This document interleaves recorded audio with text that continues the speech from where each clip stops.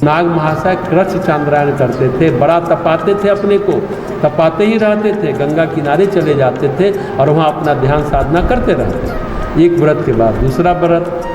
और जब एक व्रत तोड़ते थे तो जब एक चांद्रायण उनका टूटता था, कृष्ण चांद्रायण, तो सबसे पहले खुद खाना नहीं खाते थे, किसी भूखे को, गरीब को लाते थे, उनको खाना खिलाते थे, फिर उसका प्रसाद खुद खाते।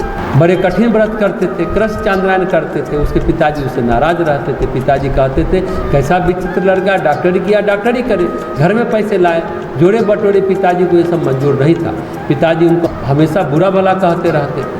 रिश्तों का बड़ा अकाल होता है तपश्चर्या में, कोई अपना कहने वाला नहीं रह जाता, सब टूट जाते हैं। भरत जी की जो यात्रा है, रामबन में गए, उस समय भरत जी अपने ननिहाल में थे, ननिहाल से गुरु वशिष्ठ ने उनको बुलाया, अयोध्या वीरान पड़ी है, सुनी पड़ी है, उसका सारा कलंक उनके माथे पर था, सहन शक्ति की गहरी परीक्षा थी। उसके बाद उनसे कहा गया आप राज्य ले लो, कम से कम अब जो कुछ हो गया हो गया, अब जो आपका कर्तव्य है उसका पालन करो, अब तो आप राज्य का संचालन करो, प्रजा का पालन करो, बिना राजा के प्रजा कैसे रहेगी। उन्होंने वशिष्ठ को मनाया, कौशल्या को मनाया, पूर्ववासियों को, नगरवासियों को मनाया और चल पड़े। कोई उन पर विश्वास नहीं कर रहा था कि सचमुच में ही ये ऐसा करने जा रहे हैं क्या। चल पड़े राम को मनाने के लिए, राम से मिलने के लिए चल पड़े चित्रकूट नंगे पांव, बस केवल प्रेम ही सहारा, ईश्वर से मिलन के लिए ईश्वर की भक्ति ही सहारा, राम का ही सहारा। सब कुछ सहना पड़ा उन्हें, अपमान, कलंक, रिश्तों की दूरी, तितिक्षा, बस सहते जाना, और वो भी प्रसन्नतापूर्वक। कई उदाहरण मिलते हैं तितिक्षा के, अगर हम देखें तो कठोर तप के कई उदाहरण मिलते हैं। सबसे महत्वपूर्ण उदाहरण मिलता है भगवान महावीर का, जैन धर्म के प्रवर्तक तीर्थंकर महावीर का। महावीर लिच्छवी कुल के थे, वैशाली के, जैसे शाक्य कुल के थे, शाक्य गणराज के राजकुमार थे सिद्धार्थ, महाराज सुद्धोधन के पुत्र, वैसे ही लिच्छवी गणराज वैशाली के राजकुमार थे कुमार वर्धमान महावीर, और कुमार वर्धमान ने भी गृह त्याग किया, तप के लिए संकल्पित हुए, कठिनतम तप किया।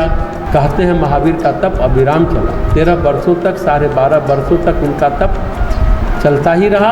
और उन 12 वर्षों के तप में कहते कि महावीर ने केवल 360 दिन ही भोजन किया। 12 वर्षों में कितने दिन होंगे, एक वर्ष में 365 दिन होते हैं। महावीर ने इन 12.5 वर्षों में केवल और केवल 360 दिन ही भोजन किया। बस धूप में, शीत में, ग्रीष्म में, उसमें खड़े रहे, आघात, घात, प्रतिघात सहन करते रहे, मान अपमान सहन करते रहे। महावीर की घोर तप साधना चली, तितिक्षा की पराकाष्ठा बन गए जैन धर्म प्रवर्तक तीर्थंकर महावीर। तुलसीदास जी तप के लिए लिखते हैं, बिसरी देह तपहि मन लागा, नित नव चरण उपज अनुरागा। जब देह रहे ही नहीं, जब देह ही भूल जाए, देह के सुख दुख महसूस ही ना हो, अनुभव ही ना हो, महावीर के साथ ऐसा ही हुआ। उनकी देह ही विस्मृत होने लगी, कपड़े हैं नहीं, कोई मतलब नहीं, और जैन में तो एक और विचित्र सा व्रत लेते हैं। महावीर के समय से ही ये परंपरा चालू हुई।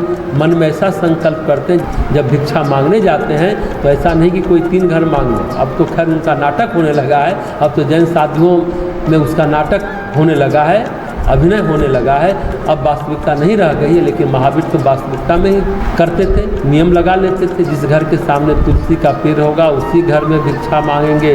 किसी को तो पता नहीं कि घर के बाहर तुलसी का पेड़ है कि नहीं, हो सकता है पूरा गांव घूमे और तुलसी का पेड़ मिले ही नहीं खाएंगे खाना।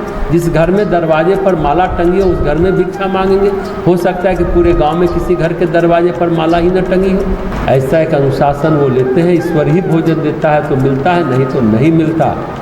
अब तो क्या होता है, शिष्यगण बता देते हैं गांव वाले को जाकर के, जैन श्रावकों को जाकर बता देते हैं, हमारे मुनि महाराज ने आज नियम लिया है कि जिस घर के सामने तुलसी का पेड़ होगा उसी घर से भिक्षा मांगेंगे। तो सभी अपने घर के सामने तुलसी का पेड़ लगा लेते हैं। ये जो बता देते हैं जाकर, ये जो नकली नियम हुआ, लेकिन महावीर का तप पराकाष्ठा पर था। अगर हमें तप की पराकाष्ठा देखनी है तो महावीर में देखी जा सकती है। तितिक्षा अपने चरम पर, सहन शक्ति अपने चरम पर, महावीर में तितिक्षा दिखती है। इसी तरह और भी तितिक्षा के उदाहरण है, जैसे महाराष्ट्र के समर्थ गुरु रामदास, उनकी साधना भी 12.5 वर्ष चली।